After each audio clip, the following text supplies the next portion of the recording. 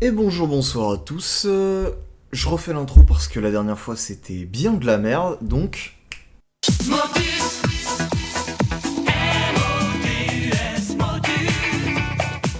voilà. Alors,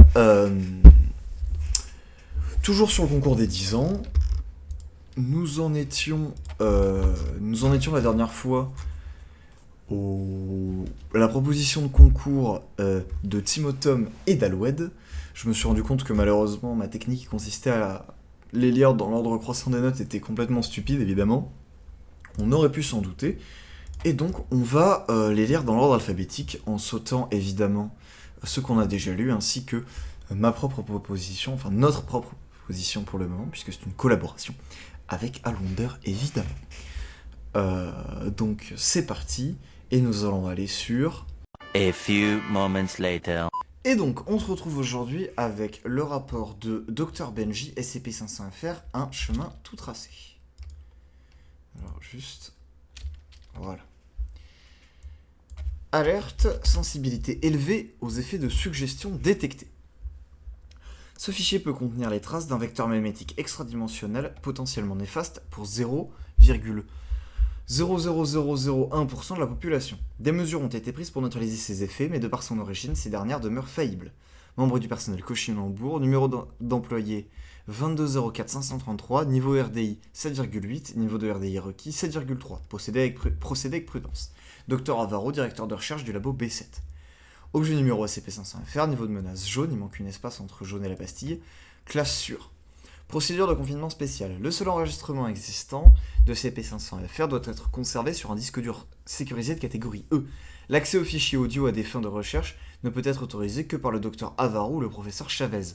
Tous les membres directement exposés à SCP-500-FR doivent posséder un niveau de résistance au danger informationnel supérieur à 7,3.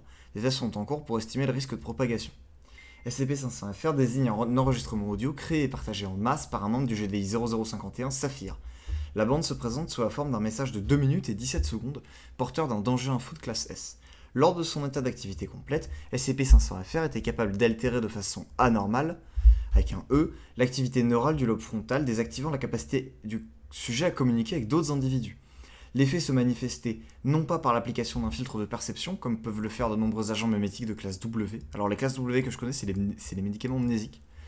Mais plutôt par une forme d'apathie chronique empêchant le sujet d'intégrer toute forme d'information n'étant pas le produit de sa propre réflexion. Les informations acquises avant l'infection épargnées, à l'exception des indicateurs d'entité, qui sont ignorés par le subconscient. SCP-500-FR provient d'une temporalité alternative. Il a été découvert le... Oh putain, qu'est-ce qui se passe? Il a été découvert le 0412 au sein des serveurs DeepWell du site Aleph. L'enregistrement a été partiellement neutralisé et une copie jugée à faible risque a été téléchargée dans une version alternative du CEPA, accompagnée de notes expliquant la nature de l'anomalie ainsi que les événements ayant amené à sa propagation. SCP-500-FR semble avoir été à l'origine d'un événement de fin du monde de classe IK, effondrement de la société dans sa temporalité d'origine. Les expérimentations du... Attendez... C'est le docteur Golamberge tente à prouver qu'en raison des incompatibilités nerveuses existantes au sein du multivers, l'effet mémétique de SCP-500-FR ne peut se transmettre qu'à une infime proportion de la population tombant sous l'effet Mandela. On aurait mis une note relative à l'effet Mandela. Les propriétés de l'enregistrement initial ont été neutralisées par l'action du docteur Golamberge lors du changement de temporalité et le seul effet restant est une légère détresse émotionnelle suppressible par l'absorption d'un amnésique de classe A. Retranscription du vecteur mémétique. Devant vous, deux chemins divergent.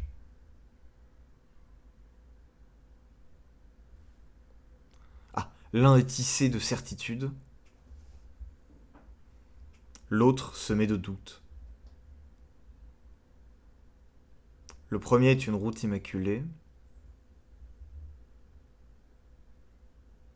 le second un sentier battu. Le choix n'est pas une illusion. Une décision consciente doit être prise. Seuls ceux qui emprunteront le second verront la lumière. C'est un chemin qui a été arpenté par d'autres avant vous. Nombreux sont ceux qui ont échoué. Peut-être personne n'en arrivera jamais au bout. Jamais au bout. Mais la route est solide, honnête et surtout réelle. La première voie ne mène qu'au néant. Aucune découverte ne pourra y être faite. Aucune destination ne vous attend à sa conclusion. C'est un tracé créé de toutes pièces par paresse et facilité.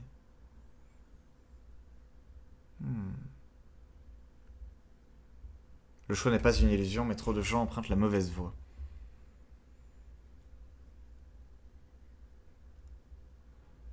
Ça ne sera plus nécessaire.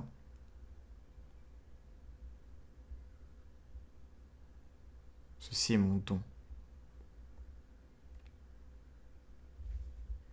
Un barrage. La seconde voie sera bientôt la seule à emprunter.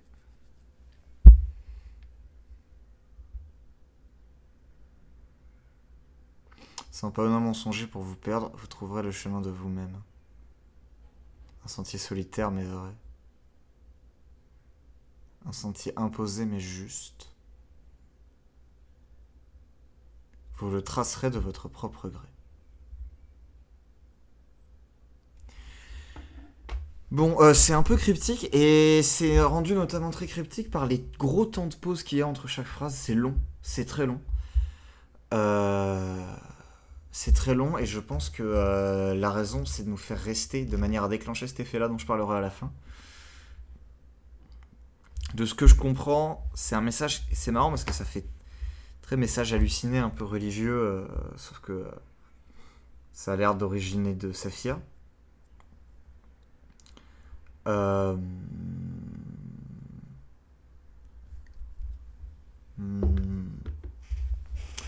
ce que je comprends, en gros, donc il y a deux chemins. Il y en a un qui est facile à emprunter et l'autre qui est difficile. Sauf que le premier, il sert à rien. Donc en gros, le premier, ça serait genre la religion et l'autre la science. Et ça, ce serait une cassette qui aurait de déclaration terroriste. Entrée de journaux personnels retrouvés sur les archives du serveur Deepwell. Ceci est un message d'urgence du Dr Grolamberge à l'intention du Conseil O5. Nous avons besoin d'une intervention immédiate. Coupez toutes les transmissions radio reçues sur le site Aleph. Un agent mimétique à vecteur auditif d'origine inconnue est en train de se répandre. Je répète, coupez toutes les transmissions radio reçues depuis le site Aleph.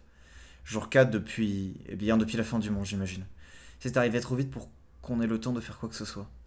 En général, pour les mêmes viraux de ce type, on est capable d'endiguer la progression assez longtemps pour couper l'émission à sa source. Mais de par sa nature même, ce truc a empêché toute forme de collaboration. Notre machine bien huilée s'est effondrée en quelques heures par manque de communication. J'ai pu retrouver l'origine du signal. Ça vient de chez nous. Irotnik, non ? Un émeraude infiltré dans nos rangs qui a décidé de mener sa propre révolution. Saphir n'utilise normalement pas de mémétique, mais il semblerait que notre ami ait joué à contre-courant sur ce coup-ci. C'est vrai. C'est vrai, totalement. Normalement, Saphir n'utilise pas de moyens normaux de contraindre la pensée des gens. Je ne connais pas son nom, ça n'a pas d'importance. Même si je l'avais su, donc un jeu, je ne pourrais pas me souvenir. Je ne sais même pas pour qui je tape ça. Dr Golamberge. Suite à une enquête approfondie, Censuré a été arrêté et rétrogradé en membre du personnel de classe D pour son appartenance présumée au GDI Saphir. Jour 7. Les autres sont toujours là, je crois. Il me semble avoir croisé des gens dans les couloirs, mais je n'y ai pas prêté attention. Pourtant, ça me manque de parler à quelqu'un. Je suis en train de taper ces journaux, en sachant pertinemment que personne n'ira les lire, juste parce que je veux quelqu'un à qui raconter ça. Ou plutôt, je veux un truc à lire, ouais. Je suis incapable de lire quoi que ce soit qui n'a pas été écrit par moi-même. Ils sont là pourtant, la documentation n'a pas disparu. Je peux aller voir une page internet et voir des mots sur l'écran, mais je n'y comprends rien. Ce n'est pas moi qui l'ai écrit, alors ça ne veut rien dire. Qu'est-ce que tu nous as fait, espèce de con ? Rien à battre, vraiment.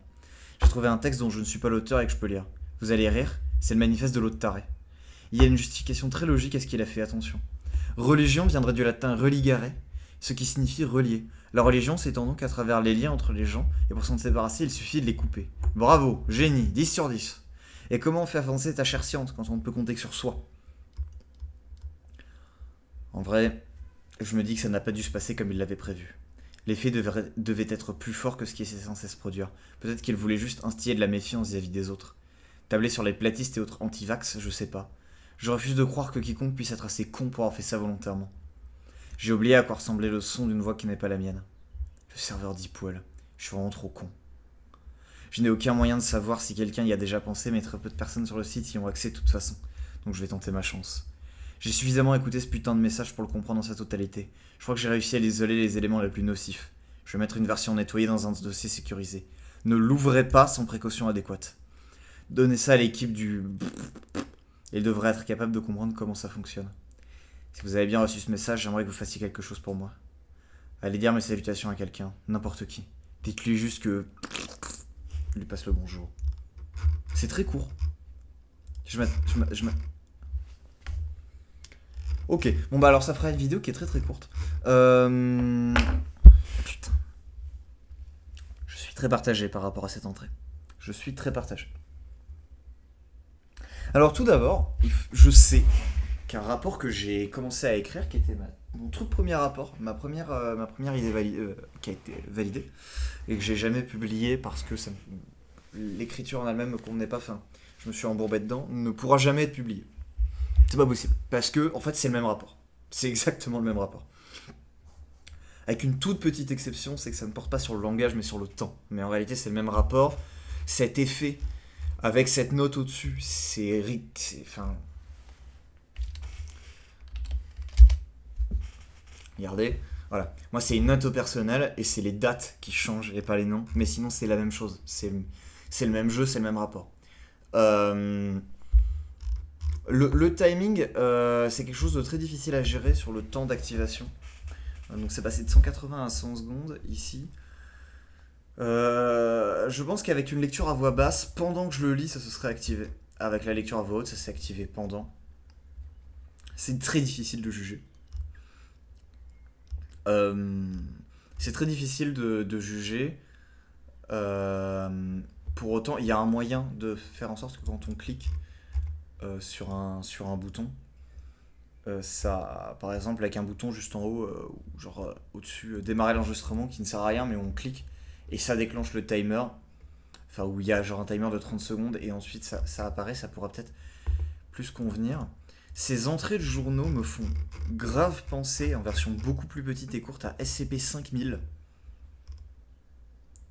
Me font beaucoup penser à SCP-5000, qui fonctionne selon le même procédé.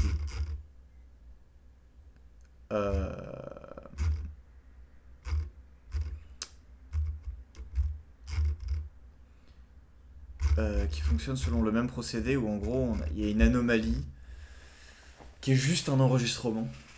Elle fait rien cette anomalie, concrètement elle est juste un enregistrement et nous on lit les rapports. Et l'effet de l'anomalie, en plus d'être une référence évidente à Babel, avec les gens qui ne peuvent plus se comprendre les uns les autres, me fait très lourdement penser à une version généralisée de SCP 4731, si je ne dis pas de la merde, qui n'est pas le vrai 4731, qui est Gray, Aleister Gray, dans le conte de la division antimémétique, qui est un antimème à forme humanoïde, qui isole les gens, et en fait, il les affecte d'un effet antimémétique qui fait que tout ce qu'ils écrivent, tout ce qu'ils produisent, et toutes leurs actions sont invisibles complètement aux yeux du reste de l'humanité. Invisibles antimémétiquement. C'est-à-dire qu'on ne conçoit pas l'existence de ces choses-là. Du coup, c'est comme si on ne les voyait pas.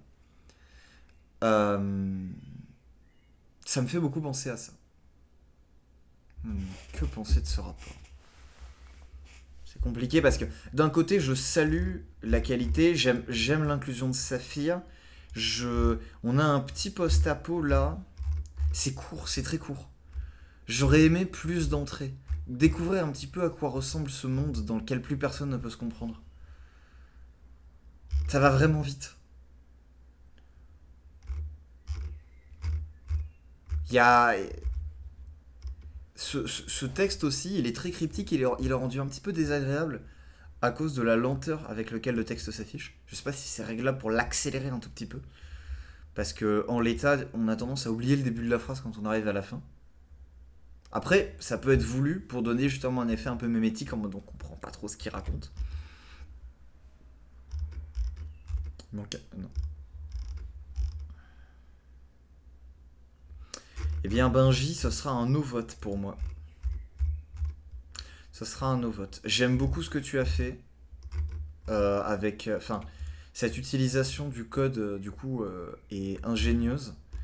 Le fait d'avoir, en fait, le fait d'utiliser cette cassette pour ralentir le temps et qu'on ait justement le temps, enfin, qu'il y ait le temps que le truc se déploie, c'est très malin. Euh, cette idée post-apo, je l'aime beaucoup aussi. D'un monde en fait dans lequel plus personne se comprend. Il y a l'inclusion de Saphir. Je crois qu'il y avait la solitude comme émotion de mémoire. Ouais. Les contraintes sont très bien. En fait, les contraintes sont très bien incluses. L'utilisation du code est intelligente. Enfin, intelligente. Moi, ça m'étonne pas du tout. C'est pas pour dire que je suis malin, hein, mais ça m'étonne pas du tout parce que c'était exactement la manière dont je m'en servais. En fait, l'anomalie a écrit que. Enfin, en fait, l'anomalie nous affecte en lisant le rapport. Et c'est une anomalie qui affecte notre perception. Donc c'est quelque chose que j'avais déjà fait.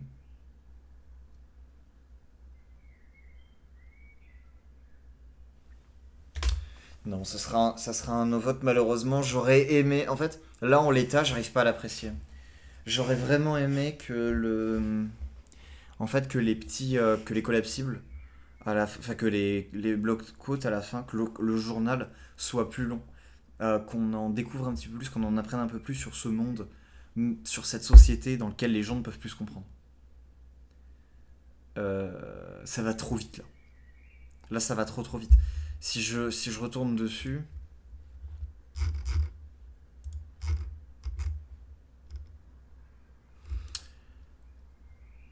Donc là, on a le truc. Là, on a ça, c'est la partie. C'est la partie qui déclenche la fin du monde. Là, on a la mise en œuvre du phénomène post-apocalyptique. Là, on a un premier truc qui parle enfin, on a un premier bloc-quote, une première entrée de journal qui nous décrit un tout petit peu comment ça marche. Celui-là, il vient expliquer un petit peu plus de choses et développer un petit peu le caractère. Celui-là, je ne sais pas. Et là, on a la conclusion. En fait, j'aurais aimé qu'il y en ait plus. Comment ça affecte la société civile. Peut-être il y a des émeutes, des machins. Ou des textes genre j'écris ça caché sous une table, j'ai mangé un collègue. Parce qu'en fait, il faut bien se dire que si plus personne se comprend, la société s'effondre immédiatement en fait. Mais genre, je pense qu'il y a des, je sais pas, des mouvements de panique, des accès de violence, des destructions complètes de tout. Enfin, c'est le bazar complet. Il y a l'armée, des explosions partout, des machins. C'est une vraie fin du monde totale. Et en fait, là, ce que tu nous proposes, c'est une vraie fin du monde. Tu parles d'effondrement de la civilisation, mais on la voit pas ni s'effondrer, ni comment elle est quand elle est effondrée. Et ça manque. Et ça manque trop pour que je puisse concrètement apprécier le rapport. Ça sera un no vote, Benji. Bon, bah, je vais continuer et puis je vais passer, je pense, à Charlemagne. Voilà. Bisous.